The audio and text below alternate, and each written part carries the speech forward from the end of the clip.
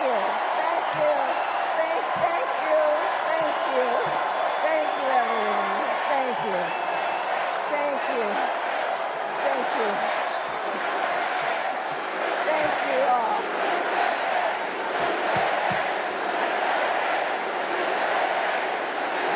Thank you all. Okay, we got to get to some business. We got to get to some business. Okay, thank you all. Okay.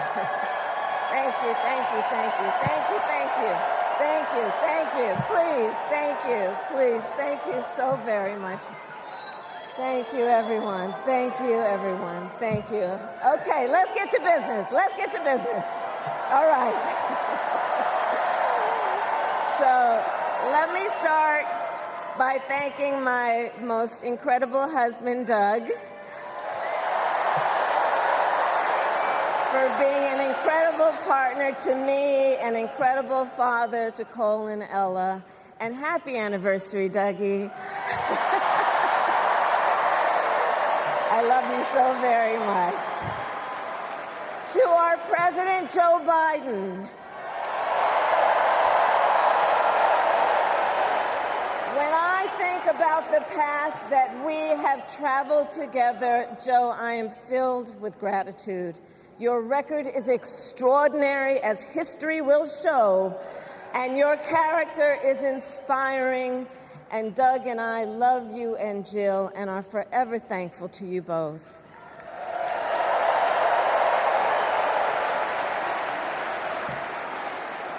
And to Coach Tim Walz,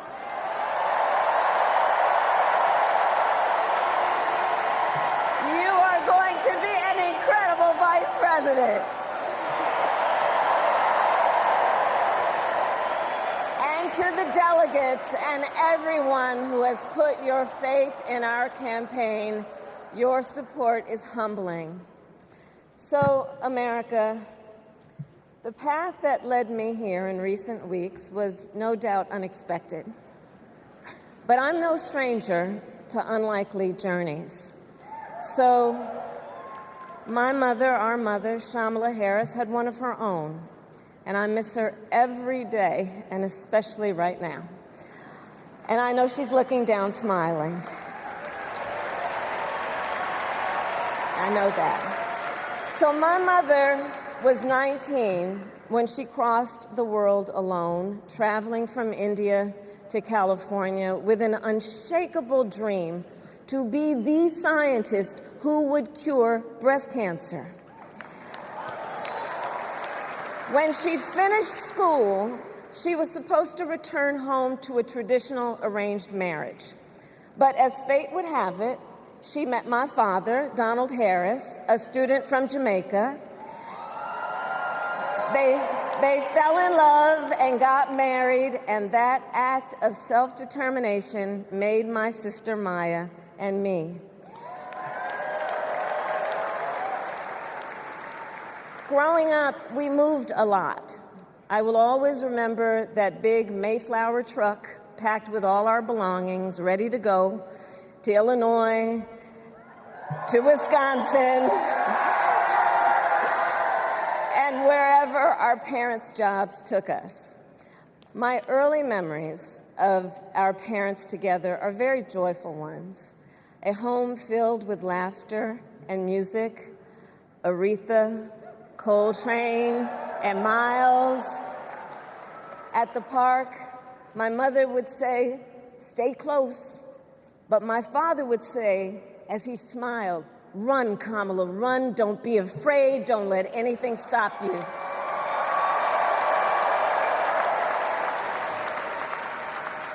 From my earliest years, he taught me to be fearless. But the harmony between my parents did not last. When I was in elementary school, they split up. And it was mostly my mother who raised us. Before she could finally afford to buy a home, she rented a small apartment in the East Bay. In the Bay, you either live in the hills or the flatlands. We lived in the flats. A beautiful, working-class neighborhood of firefighters, nurses, and construction workers, all who tended their lawns with pride.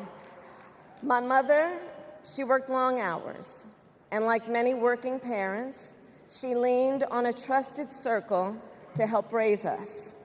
Mrs. Shelton, who ran the daycare below us and became a second mother. Uncle Sherman, Aunt Mary, Uncle Freddie, Auntie Chris, none of them family by blood, and all of them family by love.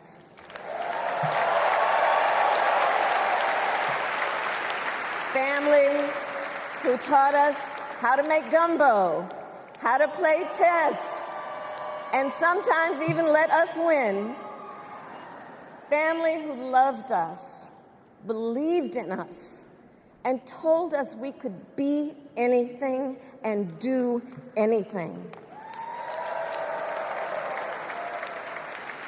They instilled in us the values they personified: community, faith, and the importance of treating others as you would want to be treated, with kindness, respect, and compassion.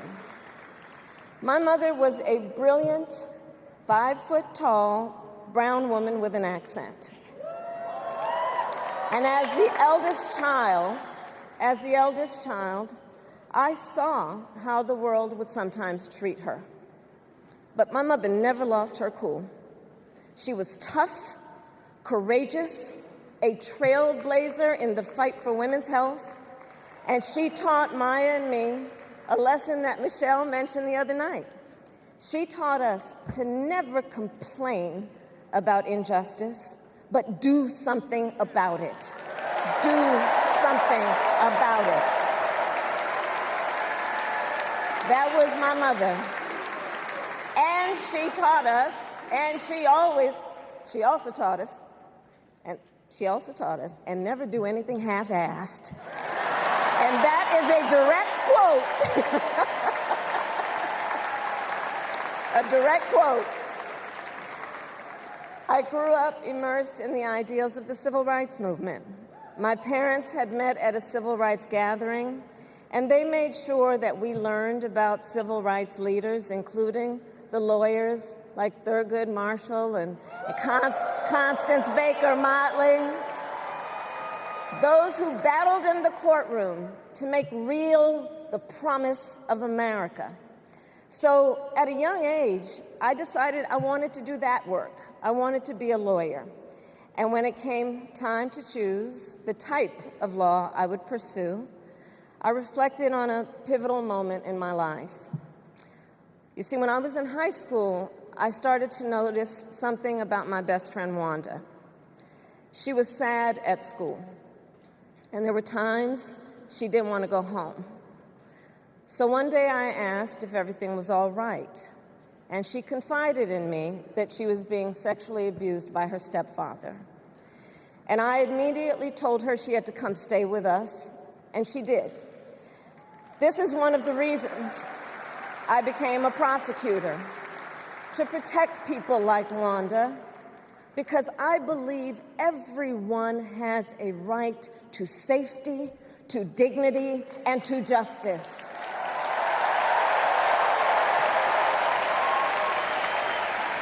As a prosecutor, when I had a case, I charged it not in the name of the victim, but in the name of the people.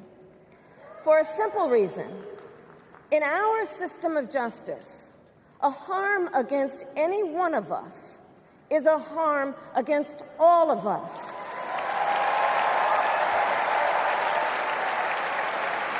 And I would often explain this to console survivors of crime, to remind them no one should be made to fight alone.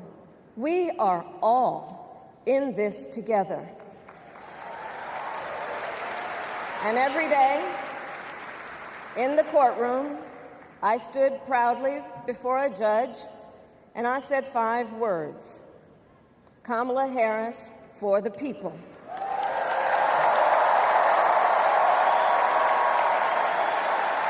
And to be clear, my entire career, I've only had one client, the people.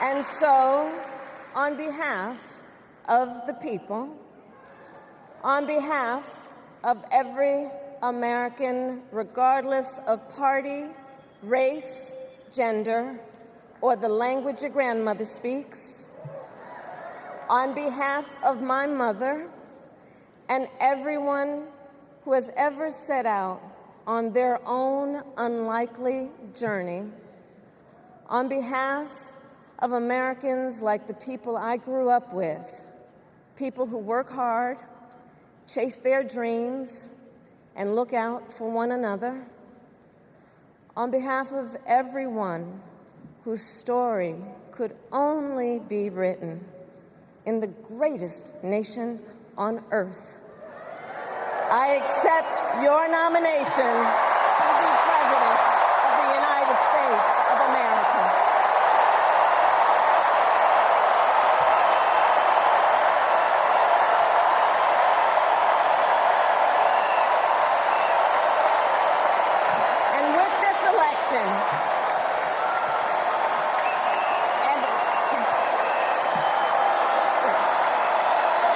And with this election, our nation with this election has a precious, fleeting opportunity to move past the bitterness, cynicism, and divisive battles of the past, a chance to chart a new way forward. Not as members of any one party or faction, but as Americans. And let me say, I know there are people of various political views watching tonight, and I want you to know, I promise to be a president for all Americans. You can always trust me to put country above party and self, to hold sacred America's fundamental principles, from the rule of law to free and fair elections to the peaceful transfer of power.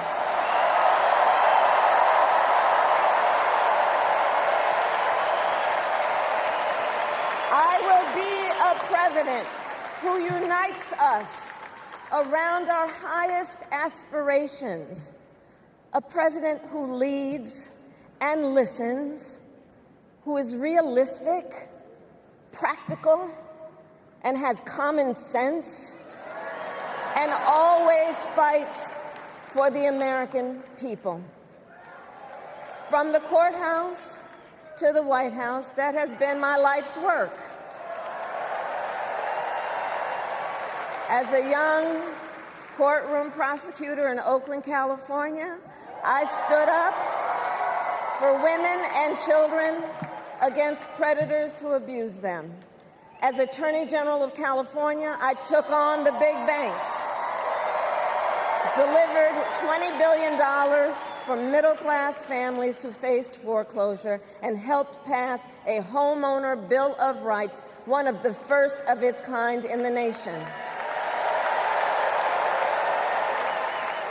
I stood up for veterans and students being scammed by big for-profit colleges, for workers who are being cheated out of their wages, the wages they were due, for seniors facing elder abuse.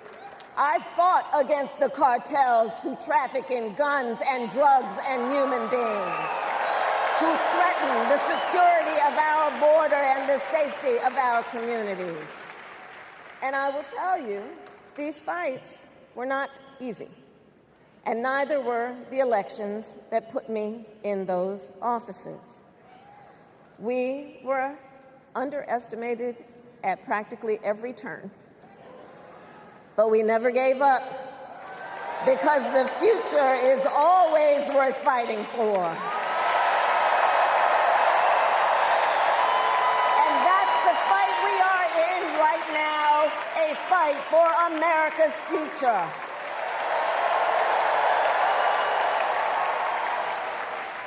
Fellow Americans, this election is not only the most important of our lives, it is one of the most important in the life of our nation.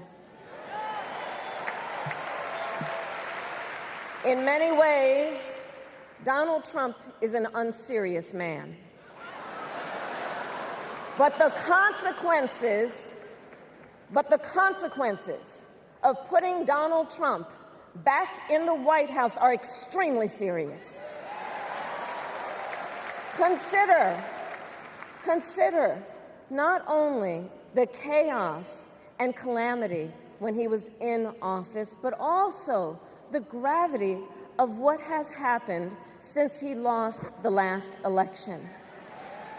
Donald Trump tried to throw away your votes. When he failed, he sent an armed mob to the United States Capitol, where they assaulted law enforcement officers. When politicians in his own party begged him to call off the mob and send help, he did the opposite. He fanned the flames. And now, for an entirely different set of crimes, he was found guilty of fraud by a jury of everyday Americans and separately found liable for committing sexual abuse. And consider what he intends to do if we give him power again. Consider his explicit intent to set free violent extremists who assaulted those law enforcement officers at the Capitol. His explicit intent to jail journalists, political opponents, and anyone he sees as the enemy. His explicit intent to deploy our active duty military against our own citizens. Consider the power he will have, especially after the United States Supreme Court just ruled that he would be immune from criminal prosecution. Just imagine Donald Trump with no guardrails, and how he would use the immense powers of the presidency of the United States, not to improve your life, not to strengthen our national security, but to serve the only client he has ever had, himself.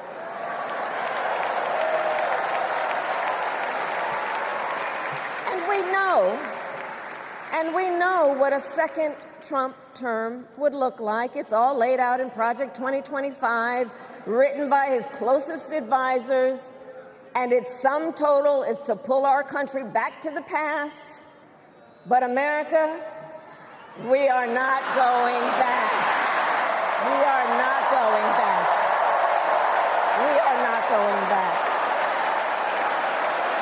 We are not going back to when Donald Trump tried to cut Social Security and Medicare. We are not going back to when he tried to get rid of the Affordable Care Act, when insurance companies could deny people with pre-existing conditions. We are not going to let him eliminate the Department of Education that funds our public schools. We are not going to let him end programs like Head Start that provide preschool and child care for our children. America, we are not going back.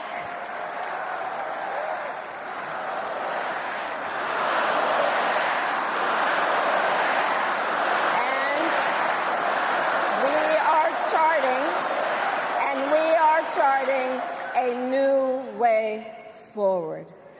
Forward to a future with a strong and growing middle class, because we know a strong middle class has always been critical to America's success. And building that middle class will be a defining goal of my presidency.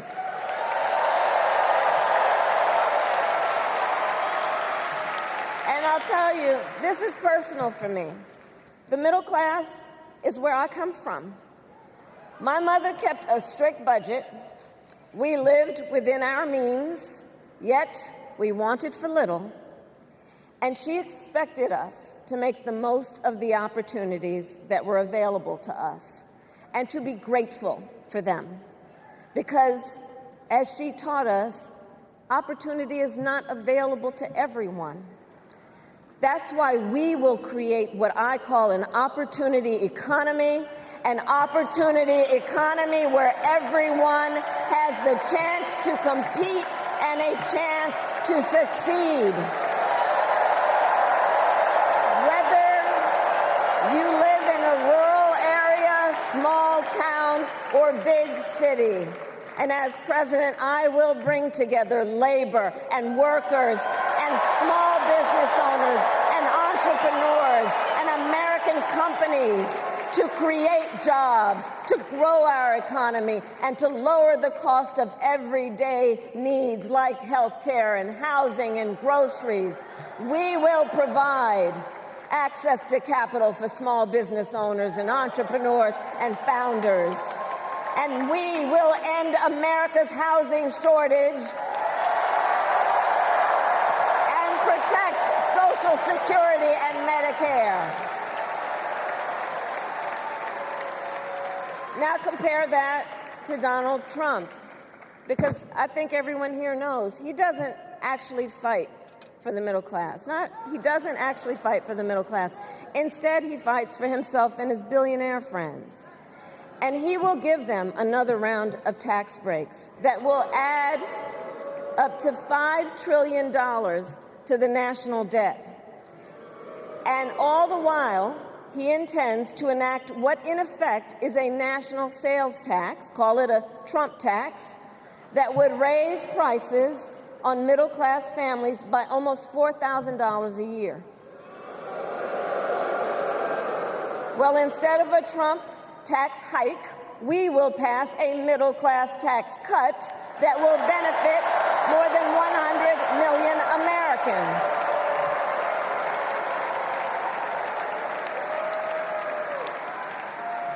Friends, I believe America cannot truly be prosperous unless Americans are fully able to make their own decisions about their own lives, especially on matters of heart and home.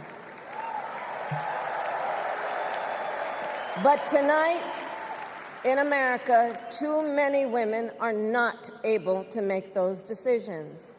And let's be clear about how we got here. Donald Trump handpicked members of the United States Supreme Court to take away reproductive freedom. And now he brags about it. In his words, quote, "I did it and I'm proud to have done it," end quote. Well, I'll tell you, over the past 2 years, I've traveled across our country, and women have told me their stories. Husbands and fathers have shared theirs. Stories of women miscarrying in a parking lot, developing sepsis, losing the ability to ever again have children, all because doctors are afraid they may go to jail for caring for their patients. Couples just trying to grow their family, cut off in the middle of IVF treatments. Children who have survived sexual assault, potentially being forced to carry a pregnancy to term. This is what's happening in our country because of Donald Trump. And understand, he is not done. As a part of his agenda, he and his allies would limit access to birth control, ban medication abortion, and enact a nationwide abortion ban with or without Congress. And get this, he plans to create a national anti-abortion coordinator and force states to report on women's miscarriages and abortions. Simply put, they are out of their minds.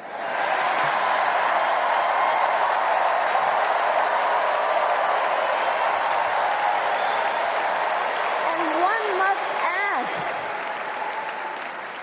one must ask, why exactly is it that they don't trust women?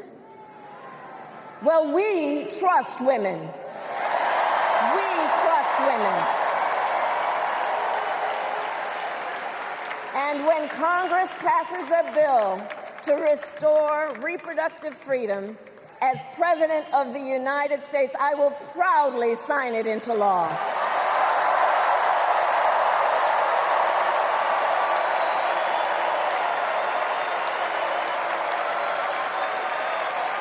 In this election, many other fundamental freedoms are at stake. The freedom to live safe from gun violence in our schools, communities, and places of worship. The freedom to love who you love openly and with pride. The freedom to breathe clean air and drink clean water and live free from the pollution that fuels the climate crisis. And the freedom that unlocks all the others, the freedom to vote. With this election, we finally have the opportunity to pass the John Lewis Voting Rights Act and the Freedom to Vote Act.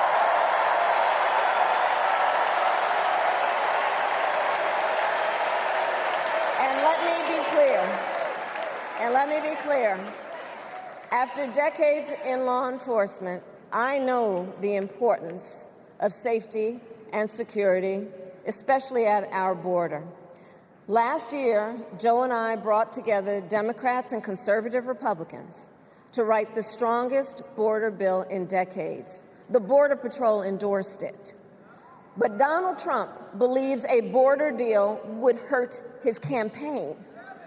So he ordered his allies in Congress to kill the deal.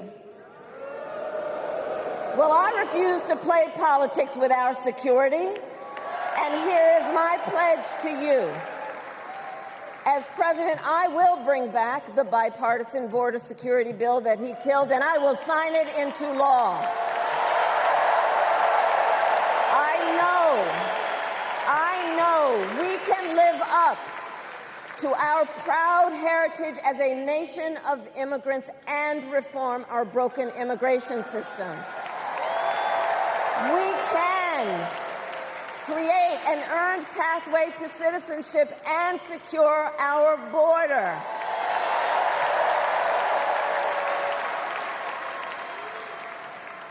And America, we must also be steadfast in advancing our security and values abroad.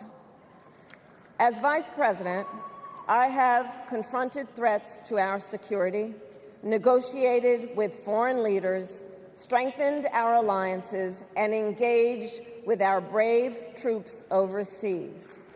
As Commander-in-Chief, I will ensure America always has the strongest, most lethal fighting force in the world, and I will fulfill our sacred obligation to care for our troops and their families, and I will always honor and never disparage their service and their sacrifice.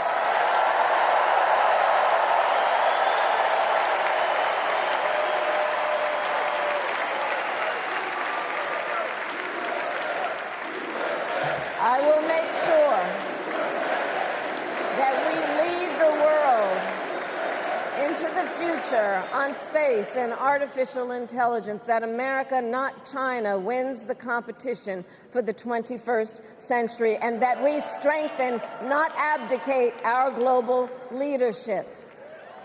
Trump, on the other hand, threatened to abandon NATO. He encouraged Putin to invade our allies, said Russia could, quote, do whatever the hell they want. 5 days before Russia attacked Ukraine, I met with President Zelensky to warn him about Russia's plan to invade. I helped mobilize a global response, over 50 countries, to defend against Putin's aggression. As president, I will stand strong with Ukraine and our NATO allies.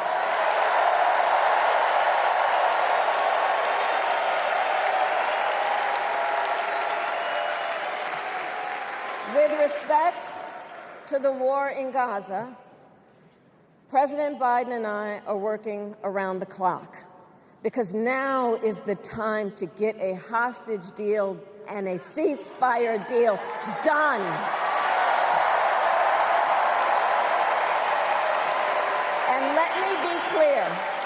And let me be clear, I will always stand up for Israel's right to defend itself, and I will always ensure Israel has the ability to defend itself, because the people of Israel must never again face the horror that a terrorist organization called Hamas caused on October 7, including unspeakable sexual violence and the massacre of young people at a music festival. At the same time, what has happened in Gaza over the past 10 months is devastating. So many innocent lives lost. Desperate, hungry people fleeing for safety over and over again. The scale of suffering is heartbreaking. President Biden and I are working to end this war such that Israel is secure, the hostages are released, the suffering in Gaza ends, and the Palestinian people can realize their right to dignity, security, freedom, and self-determination.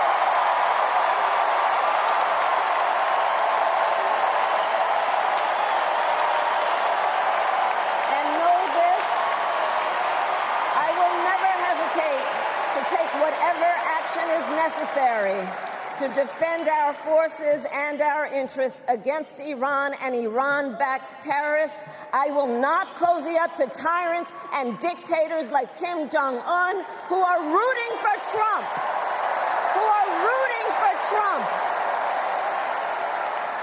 Because, you know, they know he is easy to manipulate with flattery and favors. They know Trump won't hold autocrats accountable because he wants to be an autocrat himself. And as president, I will never waver in defense of America's security and ideals, because in the enduring struggle between democracy and tyranny, I know where I stand and I know where the United States belongs.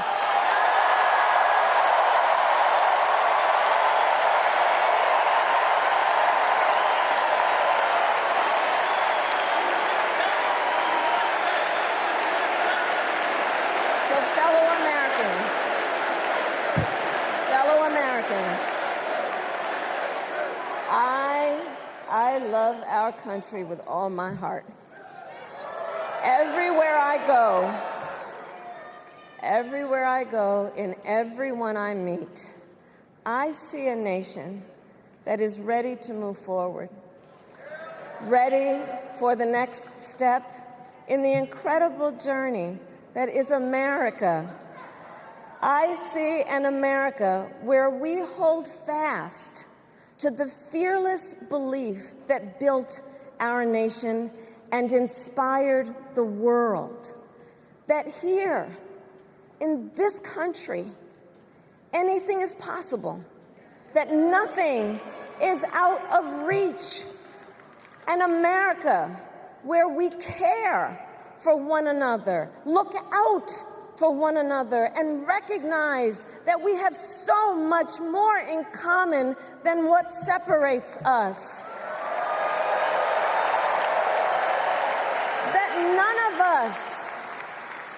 of us has to fail for all of us to succeed. And that in unity there is strength. You know, our opponents in this race are out there every day denigrating America, talking about how terrible everything is. Well, my mother had another lesson she used to teach. Never let anyone tell you who you are. You show them who you are. America,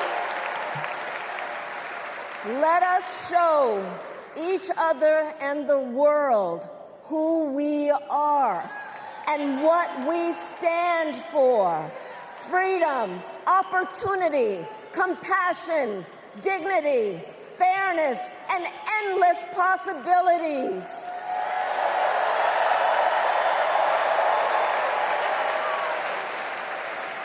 We are the heirs to the greatest democracy in the history of the world.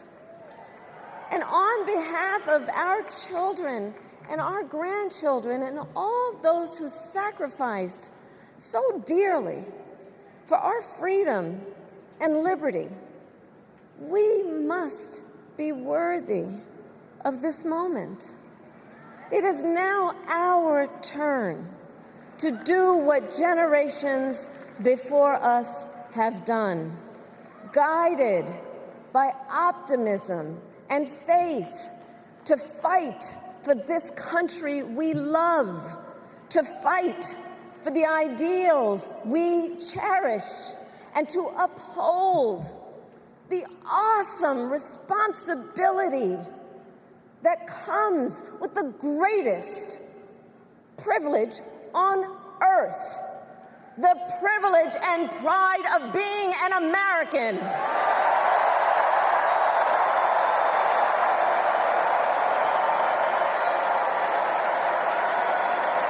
So let's get out there, let's fight for it, let's get out there, let's vote for it, and together let us write the next great chapter in the most extraordinary story ever told.